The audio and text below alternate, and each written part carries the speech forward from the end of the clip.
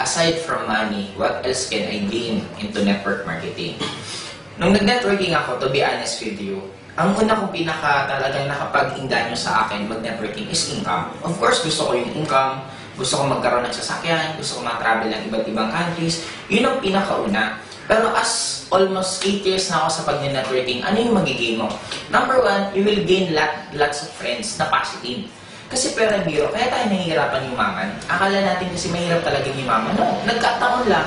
Ang mundo natin, mas marami tayong friends na ang isip lagi, isip minimum wage. Isip makasurvive lang.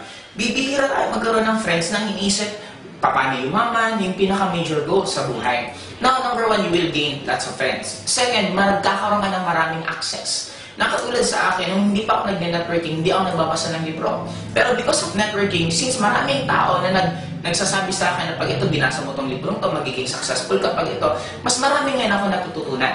Maliban sa magiging ka ng maraming friends, second, magiging positive ka tao. Magiging self-motivated ka, magiging hindi ka mismo pabigat sa government. Kasi actually, ang government para sa akin, yun yung naging scapegoat ng maraming mahihirap. Pag mahirap sila, sisisi nila government. Pero, in every country, may government.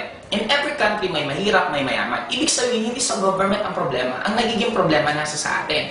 Dahil sa involvement mo sa networking, marami kang tao na pag nangarap ka, ang sasabihin sa'yo, sige, kaya mo yan. Pag nagsabi kang gusto ko magkaroon ng kotse, ang tanong sa'yo, anong kotse gusto mo?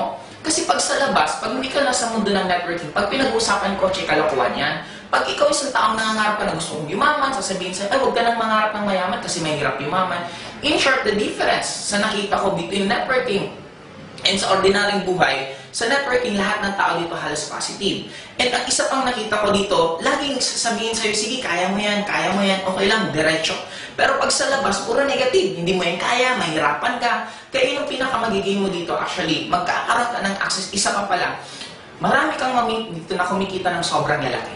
Kumikita ng milyon-milyon, pero makakausap mo ng normal.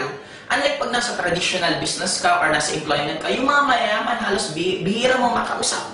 At ang nakita kong difference ng networking, pag sa networking, sabihin na natin yabang to, pero nakaka-inspire. Pag tinanong mo yung tao magkano kinikita mo, open, ikukwento sa'yo, di naman motivate ka tuloy.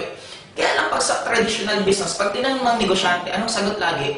Hindi nga mahina nga yung negosyo.